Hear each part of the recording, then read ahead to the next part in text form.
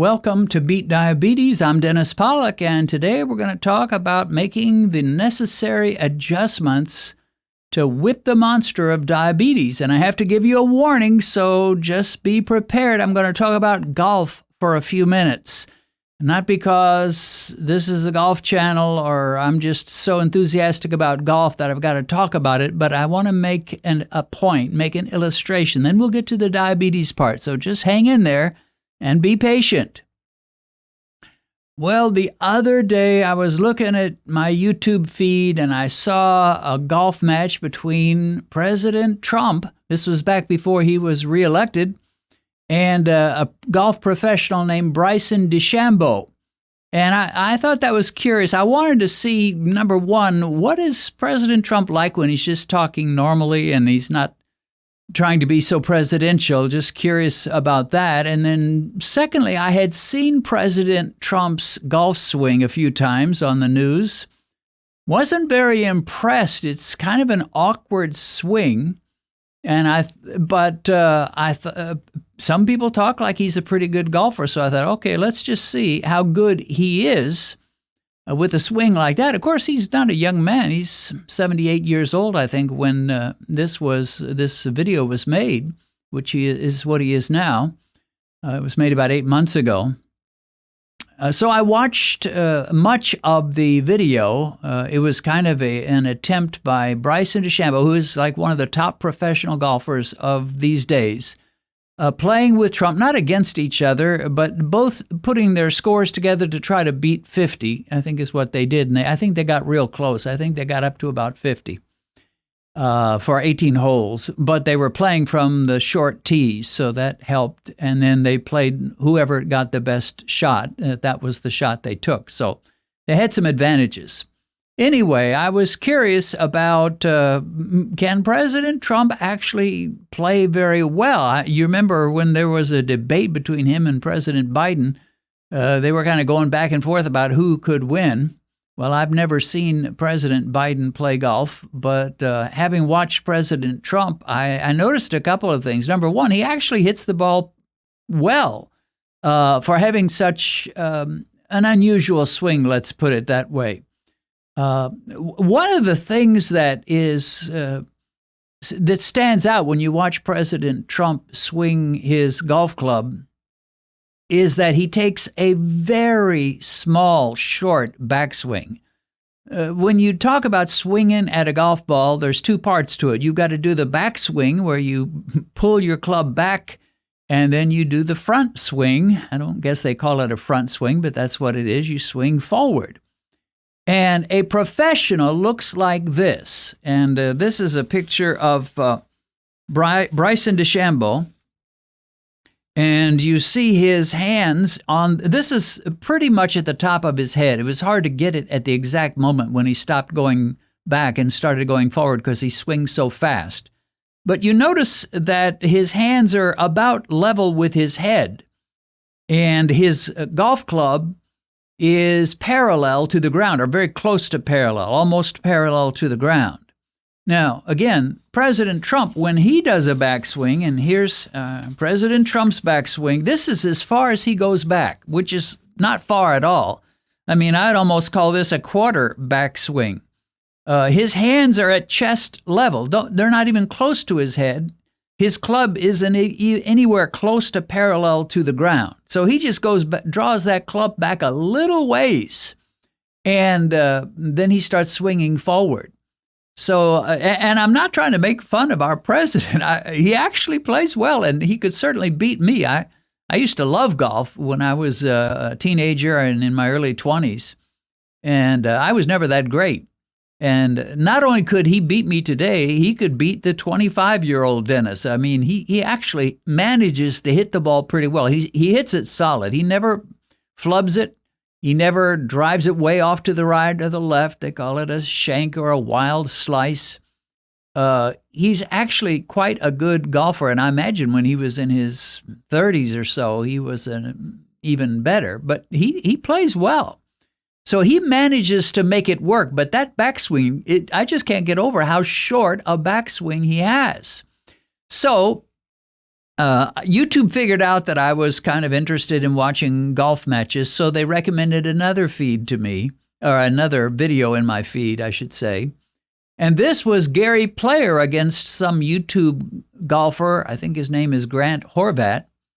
And Gary Player was one of the top golfers back when I was just 17, 18 years old. I mean, he's one of the best golfers that ever played the game. And he's still alive today. He's 89 years old. So he is beyond Trump by 11 years.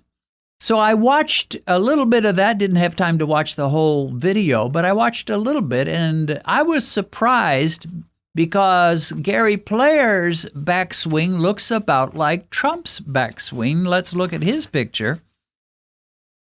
And this is about as far back as Gary Player goes back. Again, his hands are about at his ear level or maybe below his ear. His club is kind of pointing straight up. That's as far as he goes back. And then he starts going back down the other direction. I thought, well, isn't that interesting? He has a very short backswing. Now, he didn't have that when he was in his prime. He would take it back like the pros do. Let me show you one more pro. Rory McIlroy is a well-known professional golfer. Here's Rory. And you can see his hands, again, are probably slightly above his head, and the club is almost parallel to the ground. So he takes it all the way back and just lunges into it. Probably lunge isn't the best word, but he goes into it with all his power and strength and hits the ball a long ways, I'm sure. But when we look at President Trump at 78 years old and we look at Gary Player at 89 years old, they both have a very short backswing. Well, I got to thinking about that and thinking, there's probably a reason for that. When you get older, your body is not nearly so supple and flexible as it was when you were younger, and you just can't pull that golf club all the way back like you once could. And probably even if you could manage to get that golf club in that position of the extreme parallel to the ground position, you probably wouldn't be able to hit it very well. Your reflexes and coordination wouldn't be as good. So I thought, okay, well, that's probably why President Trump and why Gary Player just take a little small backswing. It enables them to hit the ball subtly. You don't get as much power. You wouldn't get as much distance, but you can hit solid shots. And what dawned on me is these guys are functioning and adjusting their golf according to their age. Probably when Bryson DeChambeau, if he makes it to 85, plays golf, he won't have that long backswing either. Same with Rory McIlroy. You just can't swing the golf club like you could before. What they're doing is adjusting to their old age and the season of their life. And that's the point I want to make about diabetes is adjustment. There are things you can do and get away with when you're 25 you could never do or get away with when you're 70, 65, maybe 50 or 55. You just can't get away with as much. Your body doesn't work as well. Your body isn't as efficient. Why is it lots of people die in their 70s and 80s and not too many people die in their 20s? Yeah, I know some do. But not too many people die in their 20s. Why is that? Well, your body is in the process of deteriorating and degenerating, and it's becoming less efficient. It can't fight off infections as well. It can't fight off diseases as well. And finally, old age will get you. And one of the reasons they give for people who die at age 85, 90, 95 is natural causes. They just got to the point where their body couldn't go on anymore. So let's talk about diabetes. In some ways, I've never felt totally comfortable calling diabetes a disease. Now, type 1 is a result of a disease, but type 2 diabetes, to me, it's just a body that doesn't work like it used to. And specifically, your body does not process carbohydrates the way it used to. You just can't do it. And I know a lot of people, they want a cure for diabetes at the age of 70, that will enable them to eat the way they used to eat when they were 25 and still keep the same glucose levels. Friend, that's not going to happen. You just can't do it. And you've got to learn to adjust to each season of your life. And by the time you hit your 60s, you're pretty much moving toward that final season of your life. Maybe you'll live another 20 years, but you're getting toward the final season. And you've got to make some adjustments. There was a time when I was younger, in my 20s and 30s and even 40s, where I could pop off 70 push-ups in a row. And I don't mean lousy push-ups and fake push-ups. I mean really good push-ups, 70 of them. And after a while, I had to stop, not because I couldn't do 70, but because it was straining my back and it was straining my muscles. And I realized I just don't have what I had in my younger years. And why is it so many people become type 2 diabetics in their 50s and 60s, but they had no trace of being diabetic or no hint of being diabetic when they were 25? Again, it relates to the process of aging and the fact that your body, sir, your body, ma'am, is not as efficient as it once was. So this idea that, well, if I'm going to really say I beat diabetes, what that means is I've got to be able to eat the way I did in my 20s right now while I'm 68 years old. Ain't going to work, my friend. You can't take a 68-year-old body and turn it into a 22-year-old body. It just will not work, but you can make adjustments. And one of the adjustments that you need to make is simply to lighten up on the carbohydrates and even the natural carbs. Everybody understands that's diabetic, that I got to give up the sugar. Not everybody does it, but people at least understand that much. Yeah, I got to quit on the sugar. But what they almost stubbornly refuse to do is, yeah, but I want to eat as many potatoes as I ever did. I want to eat as much rice as I ever did. I want to eat as big a bowl of breakfast cereal as I ever did. And you can't do it, my friend, especially if you cross that boundary line of diabetes and you've got an A1C in the upper 6s, 7s, 8s, beyond that.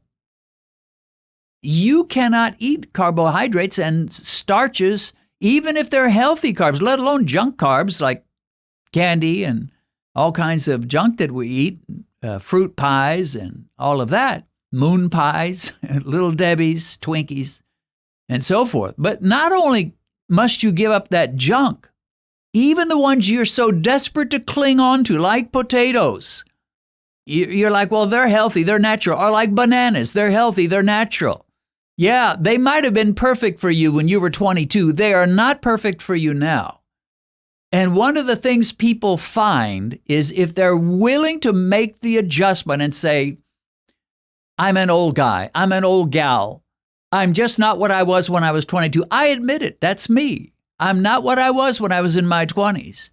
And I want to age gracefully, and that means accepting certain realities that I have to adjust to my latter years. That's wisdom, my friend. That is wisdom, making the necessary adjustments. And so just like President Trump doesn't take that full backswing anymore, and Gary Player cannot swing that golf club back the way he did when he was 30, we have to adjust to the fact that we can't eat carbs, even the natural ones, let alone the junk carbs. So, yeah, I don't eat potatoes. I don't eat rice. I don't eat breakfast cereal unless it's a keto version, and even then it's a tiny little bowl. What am I doing? Adjusting to the season of my life in the hopes that I can still be healthy and useful and productive throughout my 70s and, God willing, into my 80s, as long as He wants to keep me around. Make the adjustments, my friend, and you'll be blessed. Benedict and I have a Bible study podcast that's available on most podcast platforms. We bring you to our home to join us in our morning Bible studies. We cover all kinds of biblical topics in a simple, down-to-earth manner. The podcast is called Discover the Word with Den and Ben. Now, because a podcast is strictly audio, you can listen to it as you work around the house, you don't have anything to watch, or as you exercise at the gym or drive in your car. Type the words Discover the Word with Den and Ben in your favorite podcast platform, and you should be able to find us.